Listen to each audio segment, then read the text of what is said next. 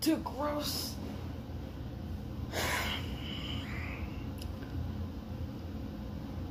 It's a little hard. So a lot of things have happened. As I have mentioned before, I was doing the 4th cycle of Femera, and in the course of my last cycle, I got really sick. So, and I'm always generally sick because of my headaches or whatever, so I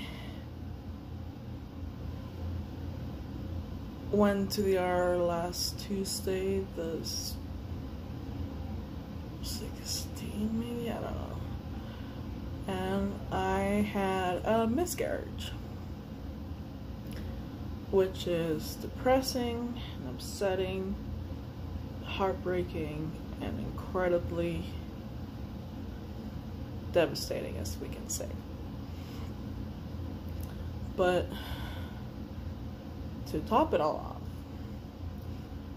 I also got fired because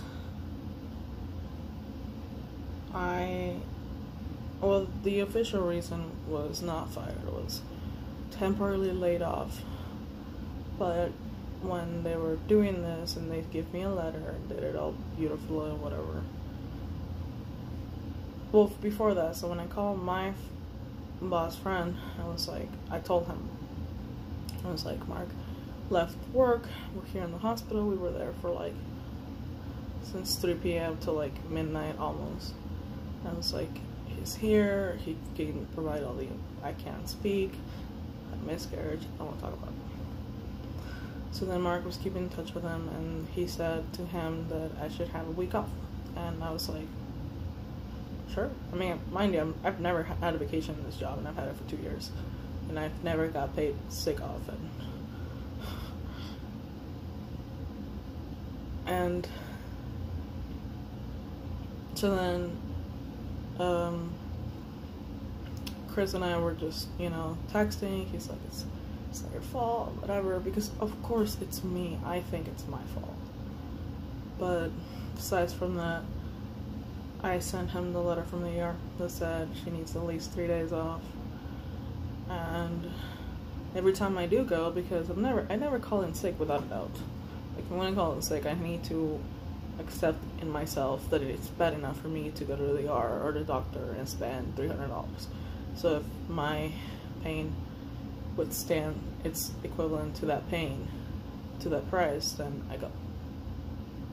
Like I said, we went the night before, so I went in at 3, so he had plenty of time to call for a replacement.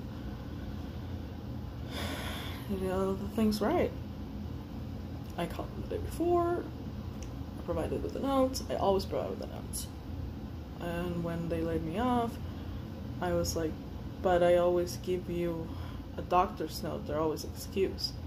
And he said, it's not about that, it's about money, you're the highest paid here. And I was like, it's not my fault you hire 50 people, you fire me because I'm the highest paid. And when I was like, but I always bring you notes, and the HR didn't know about it, and I don't know if he did. And eventually he was like, you're a liability. And I can see other people being like, I lost baby because of you. But frankly, I wasn't going to tell anybody, because it's really upsetting. But it's been like a week and a half and I'm still crying.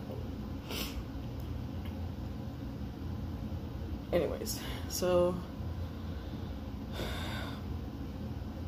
I just wish I had it, I knew about it, so I would have argued a little bit. But at that point, what was I gonna argue? And then he had the audacity to be like, you can come back, we're gonna need you back. You can come back in August, you're welcome and eligible for reapplication. I'm like, why the fuck would I? Yes, I laughed a little. I was like, pfft. Like, why would I didn't say this, but why would I come back to a company that treats me like this in a time of pain? And like I said, business is business, and I get it. However, if time's so short and I'm so expensive, me not being there and for them not to pay me, how does that make me a bad person? Statistically, number-wise, it's good for them that I'm so sick. Because the time before, I only had one day off because I went to get a shot for a migraine. I didn't know I was pregnant. And in the gym, I don't do much weights besides on my stomach, like those like leg lifts. And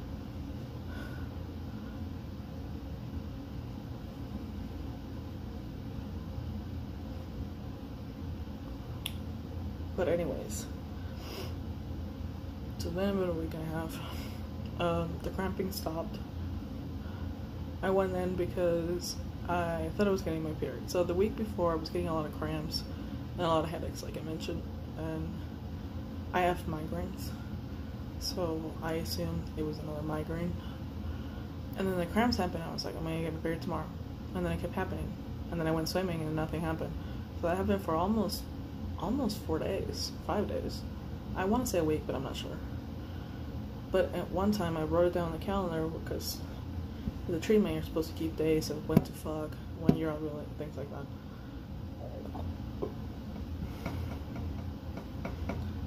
And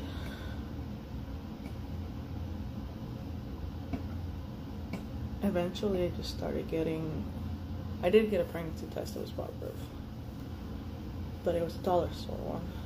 And when I went for the migraine one, they're like, well, is there any chance you're pregnant? And I was like, well, we hope so, we're trying, because they gave me like a cocktail for like a shot in my ass for the migraine. They're like, you might want to keep an eye if you're with your OB, go back to count your numbers, whatever. We can't do a test, and if we did, it wouldn't be accurate because you're not in the term. And from what I understand, it's after your ovulation where it matters. And since I don't take ovulation tests because they're not accurate with both PCOS, from what I was told, I just usually count the weeks from my period after the week of the sex. So I wasn't sure. He told me he couldn't tell me he was an OB. So then that whole week, it sounds hysterical, but I did drink, and then I did some pregnancy tests. First one was negative. I did the one the day after that, and it was positive. The day after that, and it was positive, but it started like swishing. So I suspected that it was like malpractice. So I was like, there's no way this dollar store is gonna be accurate the first month, if it was. And it never got confirmed. But when I went to the ER, they did the ultrasound. Oh, when I went in, it was because, so the whole week I was cramping, swimming, whatever, and there was positives, but then there was also negatives. Well, so there was positives at the end, and then I got my period, and I was like, okay, these positive, I was like, well, I'm never gonna take dollars positive, like, pregnancy tests ever again.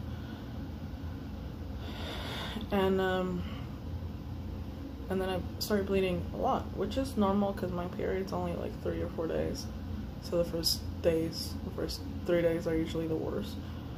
But I was switching my tampon like almost every hour, and I was like, the fuck, and I'm like leaking and shit. Sorry. And then I switched to doing that in the pad, and I was like, the fuck is wrong with me? And then I started seeing like pretty big clumps and shit, which is usually, I mean, girls would know, there's usually little clumps coming out, like blood clots, and a lot of them came out, and then they were big. And then I took some pictures and I sent to my girlfriend, and she's like, I don't think that's normal. I know, I share pictures. So then I called Mark, he didn't answer because he doesn't get reception at the hospital. So then I was like, okay, I'm going in. And they did the ultrasound, and the lining was thick. So she said that if there was pregnancy, it would make sense for that to happen. So she's like, okay, you're still okay. And then they did another ultrasound where they try to find the thing, and they're like, well, you have PCOS, so it might not be in the uterus. You might have one of those freaky ones where it's in the tubes, which she told me was dangerous anyways. But they kept giving me hope that it was pregnant.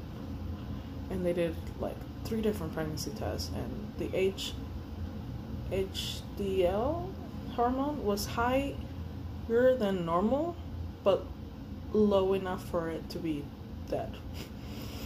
It wasn't in the thousands, but it wasn't in the hundreds either. It was like high for a person. So she's like, when did you stop taking the Femare? And we went through all that. And apparently that's like a hormone that is from pregnancy. So she's like, I can't.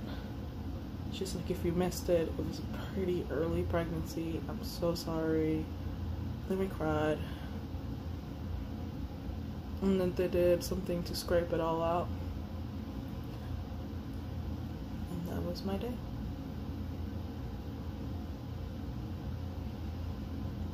And today, a week and a half after being unemployed, I've lost a baby, my car broke down. As in, it's dead in a parking lot far, far away from it. And to tow it, I have to go back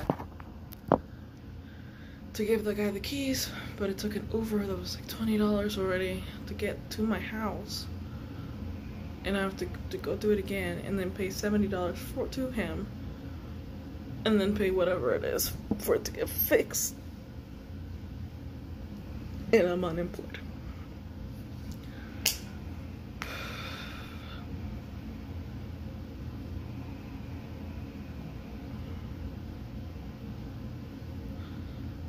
Bye.